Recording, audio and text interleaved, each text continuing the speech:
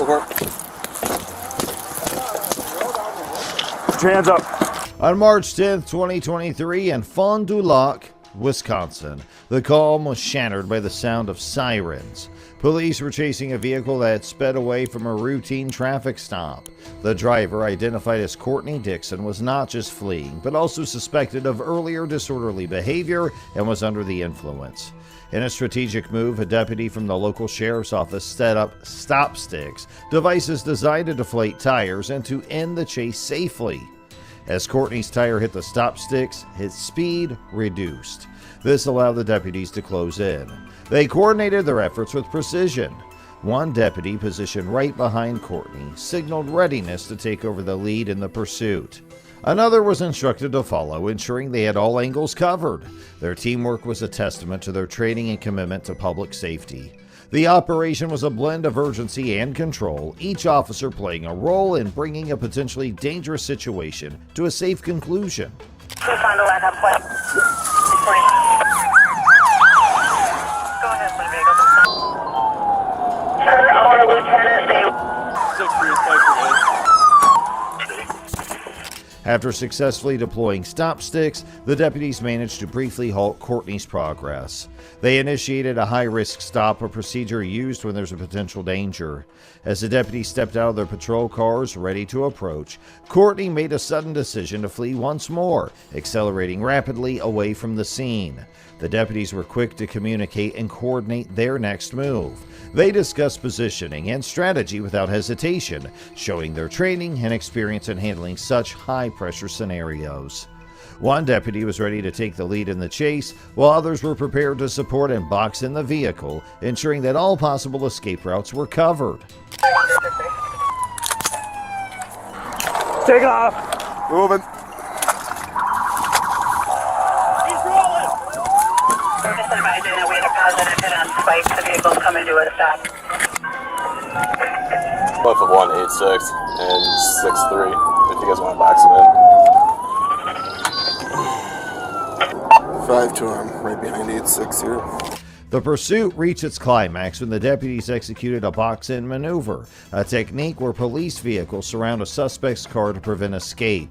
Courtney Dixon's vehicle was brought to a complete stop. Despite the situation, Courtney locked the doors and chose not to follow the deputy's commands. Instead, he continued to drink whiskey. The deputies strategized outside, contemplating how to safely approach the vehicle. They considered accessing the front door or the side while ensuring their police dog was focused and ready, indicated by a tap on the window. So you good? Tried to keep the dog right here by tapping on the window. Right. Yep. Go for it. Put your hands up. Put your hands up. Put your hands up. Crawl across. In the aftermath of the pursuit, the officers' focus shifted to ensuring compliance and safety. They instructed the driver to raise his hands, a standard procedure to ensure he was not a threat. The driver was then asked to move across the car, a tactic to distance him from any potential weapons. As he exited the vehicle, the officers were cautious, keeping their trained police dog ready but contained to prevent any unnecessary escalation. The situation required documentation, so the officers planned to take photographs, especially since there had been a collision. They discussed the state of the vehicles involved, noting the damage was significant enough to report. Amidst this, they also considered the flow of traffic, deciding to reopen the left lane, while they dealt with the aftermath of the chase and the crash. Car's clear. Just keep the dog in there if you can. Obviously, we don't want to go in there.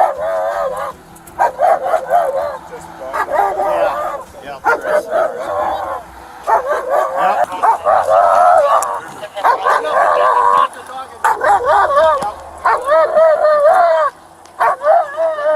Sure, front leg one.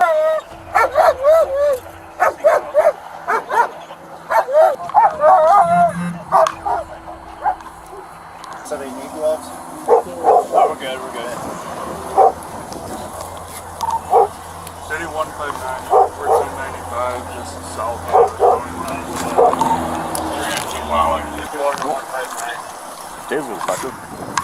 The officers discussed the positioning of their vehicles to ensure a safe flow of traffic. Amidst this, there was a mention of insurance, possibly related to the incident. The conversation shifted to personal items like a belt buckle, suggesting a search for potential weapons or contraband. One officer mentioned a birthday, lightening the mood with a reference to a dog, which might be a police canine. The officers were cautious, ensuring the safety of both the dog and the people involved. There was a moment of tension when an officer nearly got bitten, highlighting the risks they face. Another officer recounted a fall while retrieving the stop sticks. It's nice of him to roll it down. Let me see my dog. No, hold on one second. Good job. Stand up. Let me see him.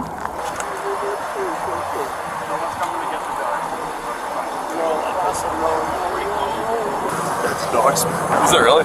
He got close. I know, dude. I was worried that you were gonna get bit around the arm there. I did, yeah. Dude, did you see me go tumbling when I pulled the sticks back? I didn't know if you landed it or not. On that Friday afternoon, the roads were unusually quiet as both lanes of traffic had been closed. This was not a typical traffic jam, but the result of an incident that had quickly escalated, capturing the attention of every passerby. The stillness was disrupted when a four-vehicle crash occurred, likely due to distracted drivers, resulting in minor injuries and further congestion. The officers on the scene were faced with a new challenge. They needed to manage the aftermath of the crash while considering the safety of everyone involved. The term rubberneckers was used to describe the curious drivers whose attention to the incident caused the pileup. The officers contemplated opening the fast lane to ease the traffic, but were also aware of another collision that had opened nearby involving a semi-truck. The situation required immediate action and clear communication. The officers discussed placing an out-of-service tag on one of the vehicles involved in the crash, a temporary measure until it could be dealt with properly. They also talked about documenting the scene with photographs, which was essential for the investigation and insurance purposes. As they worked to clear the scene, the officers coordinated who would drive the vehicles once it was safe to do so. They showed concern for each other's safety, with one officer expressing relief that another had not been bitten by the police dog during the commotion. Their conversation reflected a mix of professional focus and personal concern, a balance that is often needed in the face of unexpected events. Through their efforts, they aimed to restore normalcy to the road, ensuring that the lanes would be open and traffic could resume its flow. After a tense hour of road closure, the lanes were finally reopened. They checked on each other's well-being, confirming that no one was hurt in the chaos. The conversation turned to the paperwork as one officer needed to assist with the state's report due to the multi-car involvement. The situation was more complex than initially thought. Meanwhile, another crash had occurred on the opposite side, contributing to the traffic jam. The officer speculated about the severity of the crash, wondering if a car had rolled over into the median. They agreed on the next steps to manage the scene. Courtney faced serious consequences. He was charged with multiple offenses, including felony vehicle fleeing and misdemeanors for resisting and obstructing an officer, as well as disorderly conduct. The legal system responded with a substantial cash bond of $15,000. Although this case may seem out of this world, the video to your right will leave you even more shocked.